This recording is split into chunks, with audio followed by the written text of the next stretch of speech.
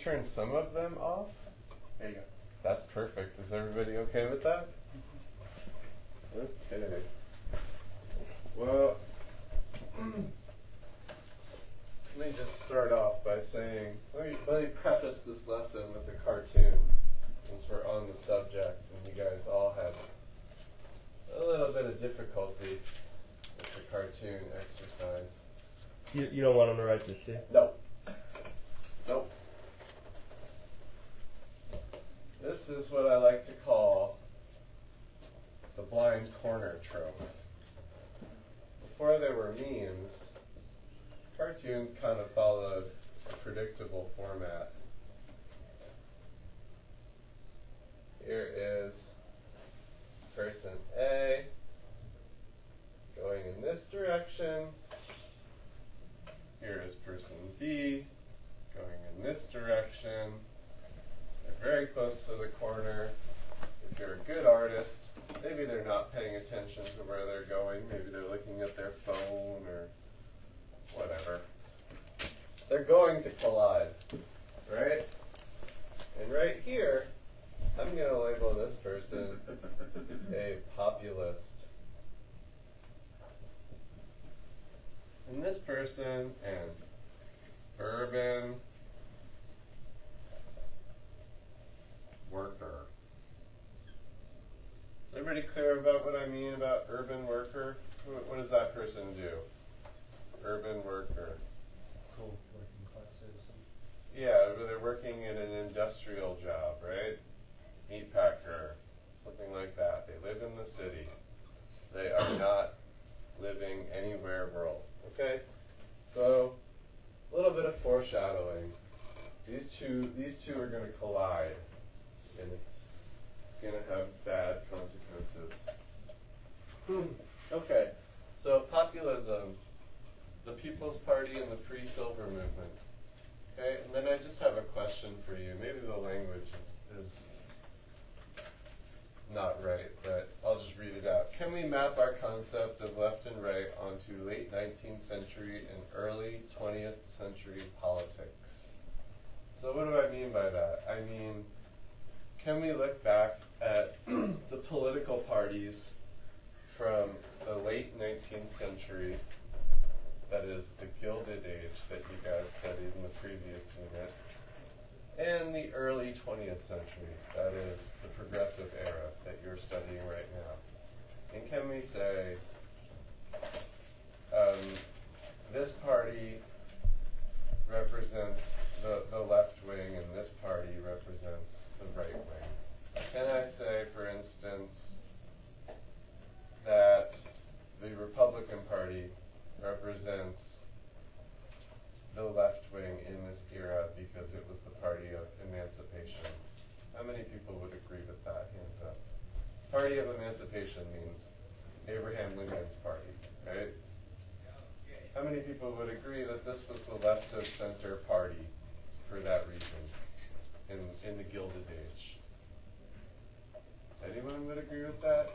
Yeah, that seems like a fair statement, right? But it's complicated. It's also complicated. It was the party of big business, right? It also favored government intervention. So it favored things that we would think of as left of center, like government paying for roads and infrastructure, ports, railroads, things for the common good. But it was also the party of big business. It had big business interests close at heart, right? Which is not something we think of as left of center. Okay, remember Mr. Buck's drawing of the sword? Right, we're all clear on what I mean when I say left and right, right? Can somebody raise their hand and give me a definition of left and right? Okay, yeah. Left is going to have big group benefits and really good quality and stuff like that. Did you repeat that a little louder for me? I'm sorry, we're looking back at our notes, everyone. So the left side is going to have greater group benefits and greater equality and greater government involvement. Yeah,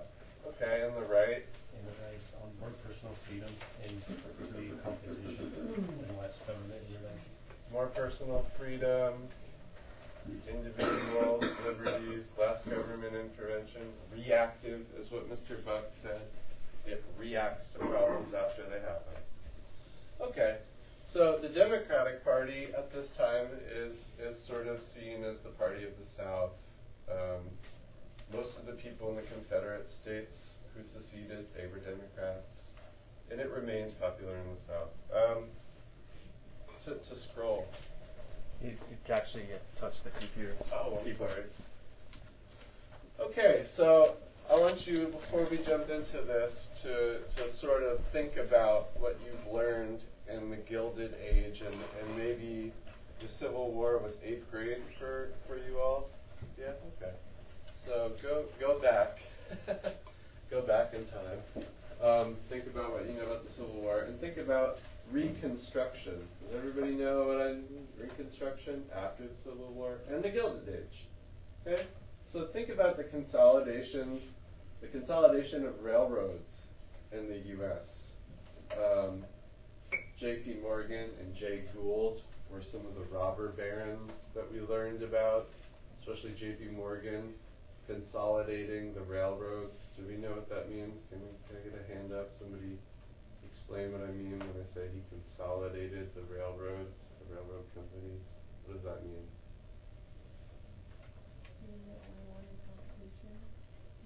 Like he owned them all. And he owned them all. He had a monopoly on the railroads, right? Very important, right? Railroads were not only used for passengers, for people transporting themselves, but also for products, right? For getting things from places where they are produced to places where they are sold, or from getting raw goods, right? Raw goods like grain, iron ore, to places where they produce commodities, steel, bread, flour. Okay?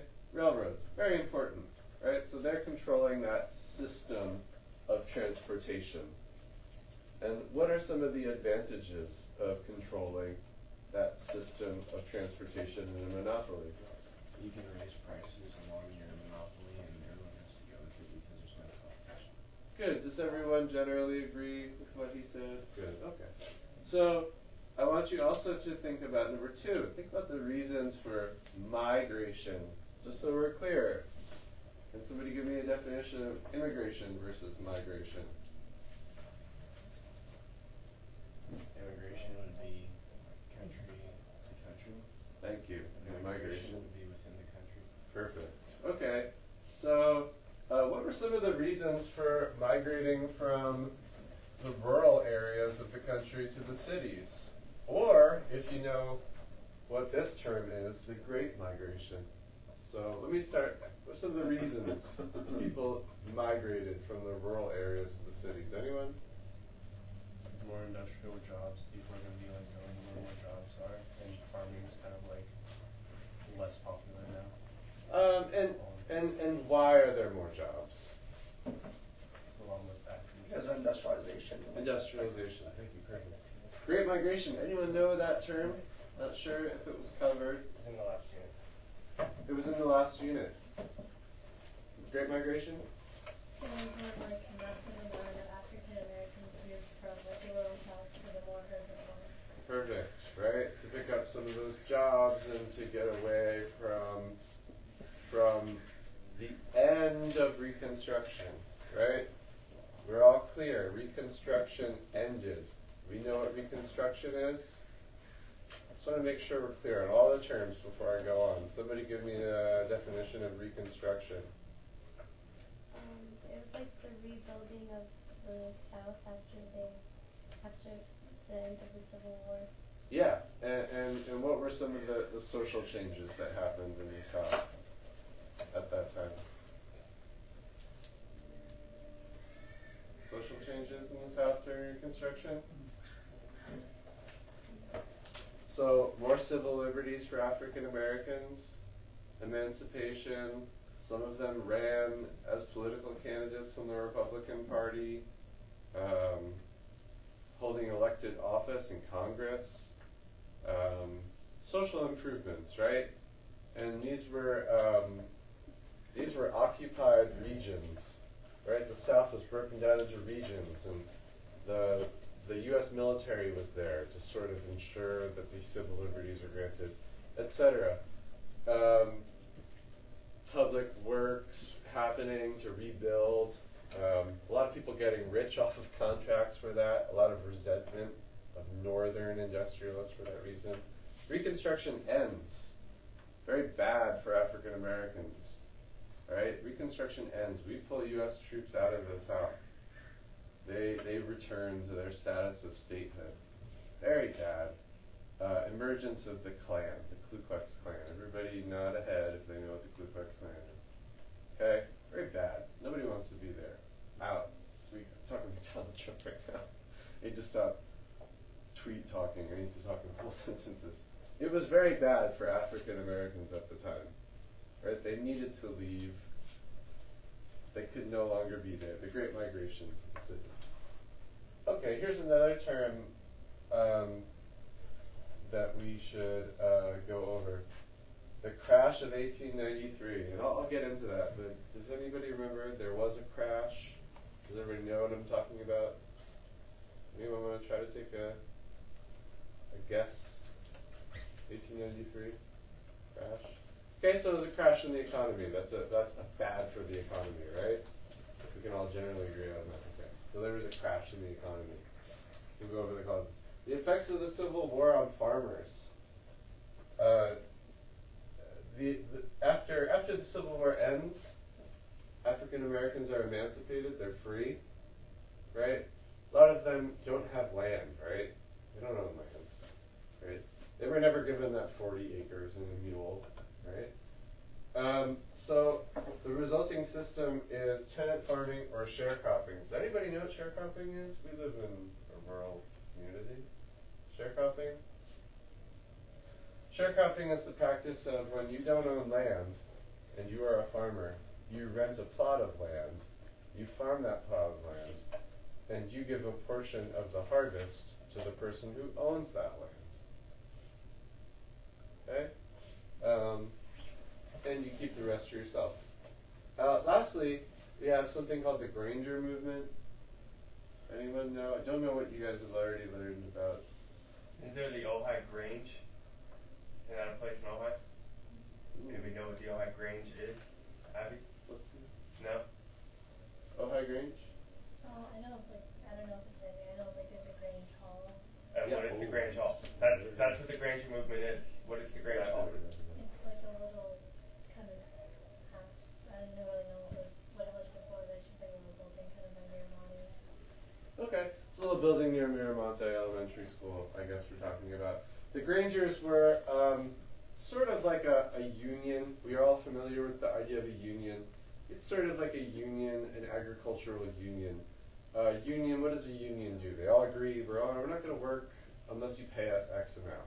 Well, the Granger movement said, we're not going to sell you our harvest, our crop, unless you pay us a certain amount, right? So imagine once upon a time in Ojai, all of the farmers meeting at the Grange Hall by Miramani and binding together to try to protect each other. Right. The citrus growers, the whatever else is being grown, the Right. dairy farms, everyone's saying that we have to do this together for the people of this town. Right. Southern Pacific Railroad, very, very big company in this region. Shipping citrus and perishable goods, perishable means can go bad, all across the country, right? And they're saying, guess what? We're not going to pay this much for you to ship our fruit to Boston. We're not going to do it. We'll pay this much, not that much. Otherwise, we'll find you a different market for it. Forget you, you know? We'll put it on a ship and send it to wherever. All right. Thanks, Andy. All right. So railroad monopolies. So we just went over this. I'll just read it. The Granger movement emerged to advocate for rural farmers who felt exploited by the railroad monopolies of the Gilded Age, whose rates for shipping goods to growing urban centers were too high for many farmers to make a profit. Part of those monopolies included the owning of grain elevators, whose rates for storing grain were likewise too high. Horizontal integration. Anyone give me a definition of that? Yes. That's when you own, like, yeah, you own everything in one section of a monopoly.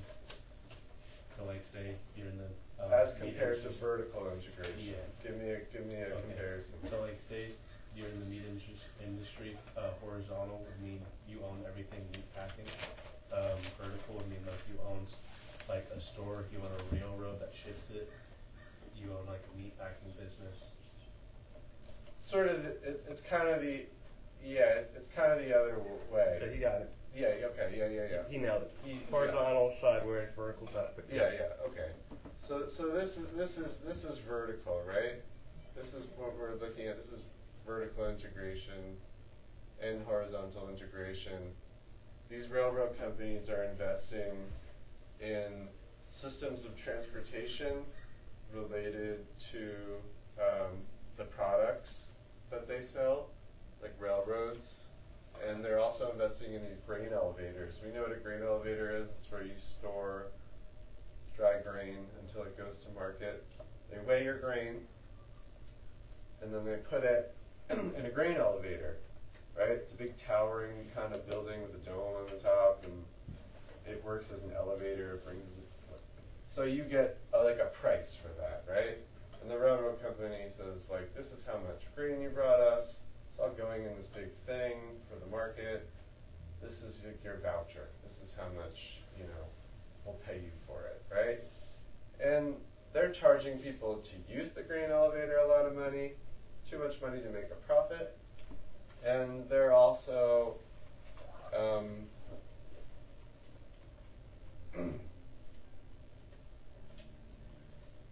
they're not paying a lot for the grain.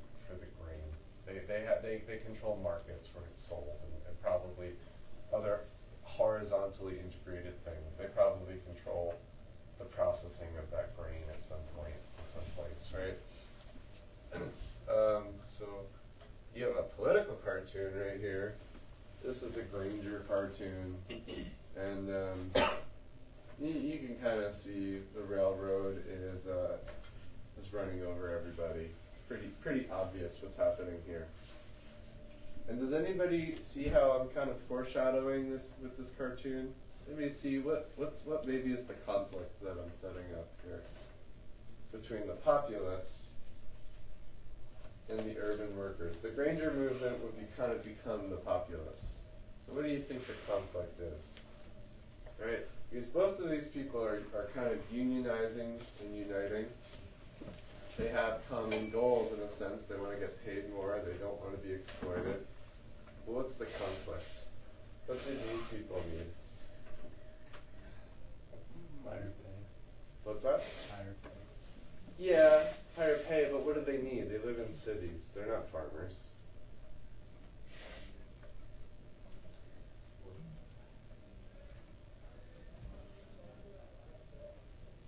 Okay.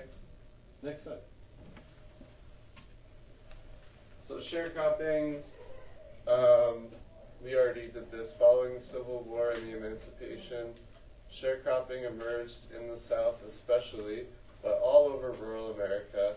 In a sharecropping arrangement, the landowner collects typically 30% of a renting farmer's harvest, while the remaining 70% is sold by the renter for a profit. Okay, so this didn't really enrich anyone. The renting sharecropper, or the landowner. Nobody got particularly rich off of this arrangement. Both found it difficult to get their products to the market. A lot of times, there were minimum requirements for what this 30% is, and if you fell below that, you were therefore in debt. And that debt can look a lot like slavery. It can just kind of tie you to the land, right? So even though we have emancipation, things in the South still look a lot like feudalism, right? These people still kind of look a lot like serfs, right? What do you see in this picture? Can somebody tell me what's happening in this picture. These are sharecroppers. That's not a slave driver. He's most likely a landowner. And what are they picking? Cotton. Yeah, cotton. So the crop's pretty much the same. This man owns the land. The cotton's not really worth as much as it used to be. Cotton's produced other places, India, different places in the U.S. There's more cotton to be had, so people aren't making as much money off of it. So these people, my point is that even though there is a lot of racism here, right, in this arrangement, neither of these people are particularly very well off for the time, right? This person is not exploiting this person like they were able to 40 years prior and to make an outrageous profit. Next slide. Okay.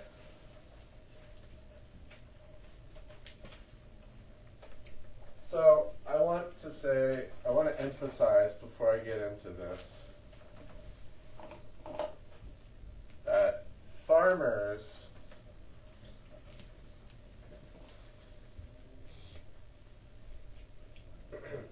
were holding a lot of debt. Farmers were holding a lot of debt. No, I'm sorry, what? Well, debt, farmer, right? We all see that. Just want you to keep that in the forefront of your mind. A lot of debt. One of the reasons for debt was sharecropping, right? Is everybody clear on why people went into debt because of sharecropping? They owed the landowner 30% of their harvest, but usually there was a minimum requirement that they had to meet, right? Like, this is still done today, by the way, a lot in the Central Valley, and in strawberry farming in general.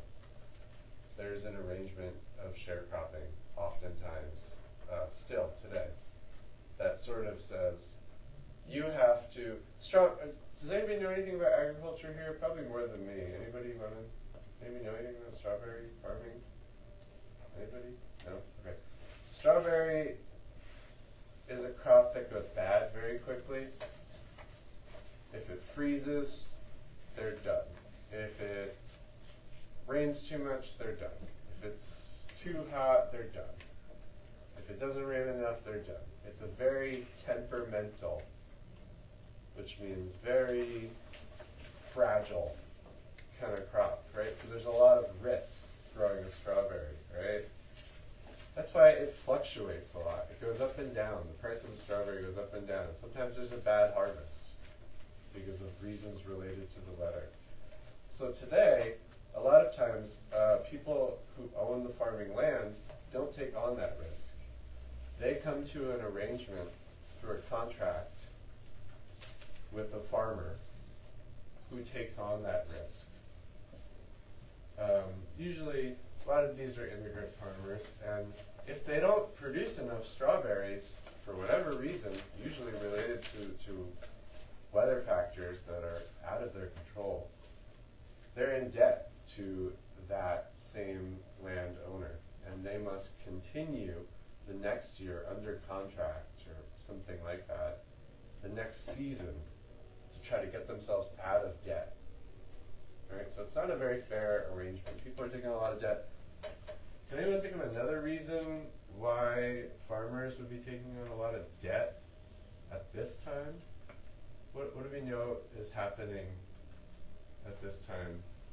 We have the Industrial Revolution, but what was the effect of that on farming? Anyone want to guess? Pollution. What's that? Pollution. No, wasn't thinking of that so much. It kind of took away all the workers that were there. That's exactly what I'm talking about. Yeah, took away a lot of the workers. It was more efficient, right? We were using tractors, plows. I don't know exactly when all this stuff came online. Mechanical reapers. You know, the proto versions, the first versions of all the modern farm equipment, which is very expensive, right? You also had the cost of seed, right? Today, all of our crops are genetically modified. Does anyone know what that means? We see non-GMO. What's GMO? Yeah. I don't know what GMO is, but they take whatever piece of like they're growing and they modify it genetically to withstand like you have tomatoes and there's tomatoes that can freeze and still be alive. Yeah. Genetically modified foods. Yes, like an example, they're putting stuff in tomatoes and saying it's making bigger, like mercury, and it's making them bigger and like more, putting out more food, which is just like business. Right, and all that is contributing to less risk. Less risk. Farmers in this era didn't have that guarantee, right? Crops could fail. They didn't produce the same volume of corn, wheat, whatever, right? They weren't using chemical fertilizers. They weren't using chemical insecticides. Things could go very poorly. There wasn't the same system of irrigation, right? It was harder to water the plants. There was a lot going on, right? So farmers were having to take out loans from banks to buy equipment, right? Seed, pay people, pay railroads, pay grain elevators. And what do you think would happen to their farm if they couldn't pay back that loan? They take it. They take the title, right? They take the title. So a lot of these farmers in the Midwest, I'm offering this as a contrast to what's happening in the South. A lot of these farmers in the Midwest are going through a process of consolidation of farms. These are bigger farms. Maybe they're managed by smaller families and what looks like smaller farms. But a lot of these smaller farms are losing the title to their property to bigger farms. They're having to consolidate. They can't take on all that risk and all that debt. But some of them are, and some of them are taking on a lot of debt. Okay? This is a complicated issue. It's about the free silver movement, which was very popular in rural America at this time. And the free silver movement basically wanted to reverse a decision that is called the Great Crime of 1873. So I'm just going to go through this. You haven't taken U.S. government yet. You will take that next year. But you will learn what are the powers of the federal government. We talked about the federal government, correct? The other day, we talked about it in the context of prohibition. Anybody remember? What does the federal government do? What is the federal government? Can anyone answer that question? Federal as opposed to state government. Can anybody tell me? Like the government for the country. The government for the country, thank you. The national government. One of the responsibilities, one of the powers of the national government is what's called weights and measures. If you go to the gas station and you see weights and measures on the gas pump, that thing says weights and measures. Whatever. Next time you go, look, it says Yeah, weights look. and measures. So this gallon's definitely a gallon, and this pump regulates what a gallon. Weights and measures. So weights and measures is the ability for the government to establish a common weight of gold for $1 or of silver for $1, right? Do you ever think, how did we get money in this country, right? Well, the first system we had was called fiat currency. That was during the Revolutionary War. We just printed money. We didn't have a gold reserve. We printed paper, and we said, this is your payment. You're in the Continental Army. You bought a war bond. This is paper money. We all say this is money. How do you guys think that worked out, fiat currency, in the long run? Very poorly. We actually relied on other people's currency, mostly Spanish currency at that time, gold coins and things like that. That's what we really wanted to trade in. Kind of like, does anybody follow the news, what's happening in Venezuela? Anybody? Venezuela has hyperinflation. Their money is not doing so well, so they're using U.S. dollars. They're using other people's money because they're printing too much money. It's not backed by anything, and it's not worth much. So I'm going to read this through. The Congress establishes the Coinage Act, which sets weights for gold and silver that equate to a U.S. dollar and establishes an open mint on that basis. An open mint means you have silver, you have gold, you may bring it to the mint, the U.S. mint. We will exchange it for paper currency, which you can then deposit safely in a bank, right? And if you want that gold and that silver back, you can go to that bank and say, here's my note, I'd like that silver and gold back. It's very important, because if you're taking on debt, and part of your wealth is in gold and silver, you want to know that that gold and that silver equates to a dollar, the same dollar as when you took on the debt, as when you're repaying the debt, right? You don't want that to change. So can anybody tell me, why don't you want that to change? If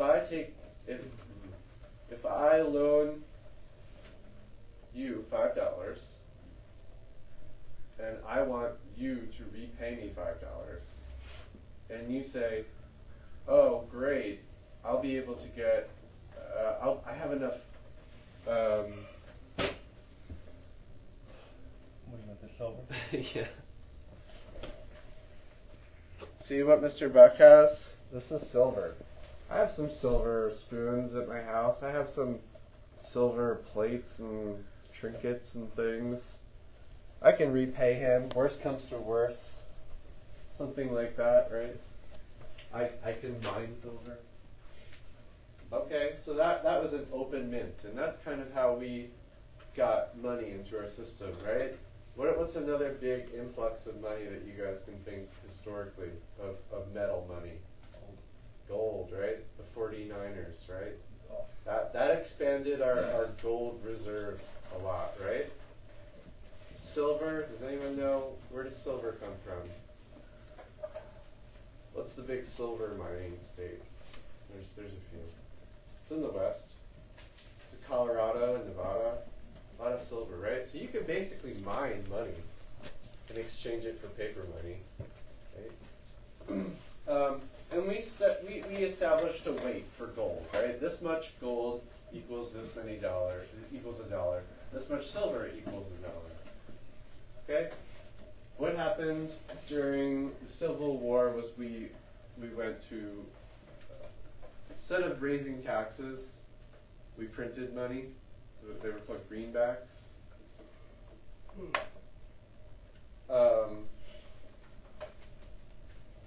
We didn't need to expand the gold. So we went through a lot of changes, but what happens in 1873 is that we suspend the mintage of silver, right? Silver becomes a commodity. It becomes something you can buy and sell. And what happens is, it's not a specie. A specie is the gold or the metal that you can exchange for your paper money at a bank at this time. It's no longer a specie. And a lot of people actually just have silver. A lot of people are more comfortable having silver, right? And gold. As a result, 50% of the $7.55 billion in circulation are removed from the economy. That's as if I say there's half as less money in the total economy of the U.S. as there used to be the day before. Right? Can anybody take a guess what happens to prices of things after there's less money? Do they go up or down? Hands up if you think they go up. Hands up if you think they go down. They go down. If there's less money, you're looking, why would they go up? Why do you feel they would go up if there were less money?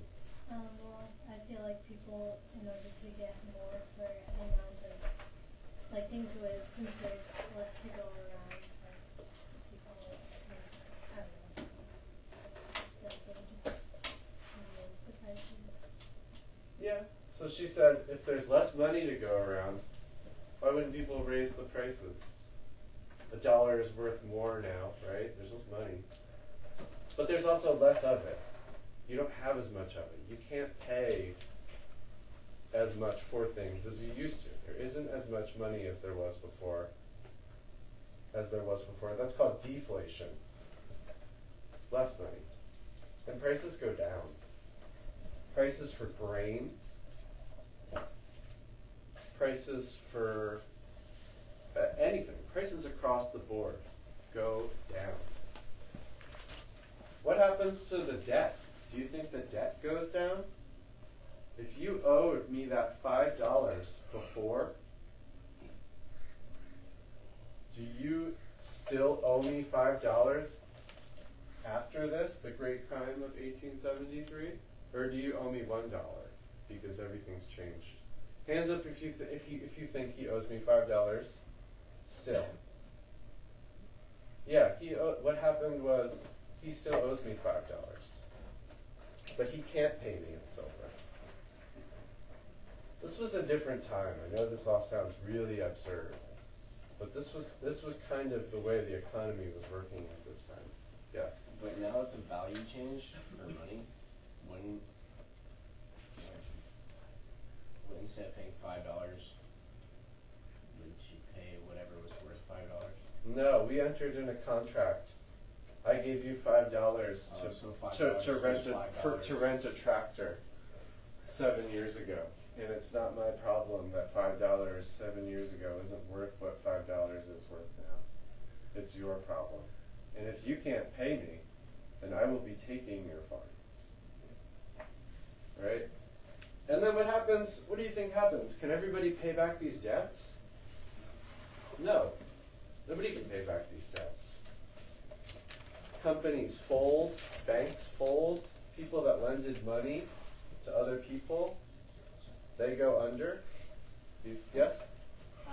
Why was the mintage of silver suspended? That's a good question. That is a complicated question. Hands up if you think this whole issue is really complicated. Yeah, it is really complicated. I don't know. The populists certainly had a theory, a conspiracy theory, an anti-Semitic conspiracy theory. Hands up if that kind of sounds familiar from history. Blaming Jews? Yeah. It's never happened before. Yeah, it's really, the best answer I could give you, right, and I'm not a historian, and we're going into really deep detail when we really ask that question. That's a deep question. Other countries were doing it, right? It's like the classic excuse, other kids are doing it. Other countries were doing it, and we owed them money, and if we couldn't pay them back in silver, then we needed to find a way to pay them back in a system of money that they can accept from us. Does that make sense? Anyway, so what happens is that the people who own all the debt, the people that lent the money, own massive amounts of property now, but they aren't paid back. The economy crashes. Everyone who's invested in the stock market and these companies, right? If you own money, if you own stock in the bank that lends people money, and it's not getting paid back, your stock is worthless. You lost money. The point is, there was a big crash. Most of it has to do with the fact that silver, and this is a silver dollar, right, is worthless now. People can't pay for that in silver. Next slide. Thank you for bearing with me through that complicated. Yeah. So by silver, do you mean silver coins or like actually like just anything that is silver? Good question. Things that are silver. There was a silver is called silver alloy. It's silver and another metal, right? And you can melt it down. You could weigh it, test it for purity, melt the other metals out of it, and kind of refine it into silver. Any silver. A silver spoon. If there's too much nickel in it, they'll chemically remove the nickel. You'll have to pay people to do that, by the way. And they'll get the weight in silver, and they'll give you a banknote, right? And you can pay people in that like formula of silver that they agreed upon in weights and measures, or you can pay them in banknotes. Either one, okay? It was an open mint. There's no more open mint anymore. That's the whole idea. No more open mint. You can't make money off of silver. So the farmers' alliances were feeling the squeeze of that debt, and they emerge out of the Granger movement. The Granger movement kind of morphs into this thing called the Farmers' Alliance. So they acted cooperatively to set prices, set minimum prices for crops across the board, or across broad geographical regions. One of them was the Midwest, and one of them was the South. And prices were going down. This was the first era of globalization. What I mean by that is that steamships and new technologies are bringing crops from cheaper places to urban centers and cities, and it was hard to compete with those cheaper prices. So there are a lot of things driving down prices. Deflation, and then this globalization that is happening. And then, here's a cartoon from the Farmers Alliance, I feed you all. There's different frames showing the people who rely on farmers. So if there was a farmer's strike, it wouldn't really be good. That's like the worst kind of strike you could imagine for a country. If we're not going to feed you, that's really bad for these people, right? Urban workers. Okay, I'm going to go to the next slide. We got about 2 minutes. Oh, okay, great. You might Sorry, want guys. You can tie it up tomorrow. This is probably going to be where you come in tomorrow. Maybe one of the things you want to ask is, who do you guys all see on the right? Scarecrow from what? Okay, so Mr. Herman's going to tell you tomorrow how the Wizard of Oz is it an allegory of populism? It's an allegory of populism, yeah. It is not a kid's story. It's a story about populism. I'll give you a hint. What color were Dorothy's shoes? Red. No, they were silver. They put them in red because it looked better in Technicolor. What was she walking on? What was that road called? Yellow Brick Road. Yeah, Yellow Brick Road. Okay. So you're going to be refreshing yourself on that tonight, and tomorrow we're going to finish this up and move on to some other stuff as well. Homework 142 to 145. Friday.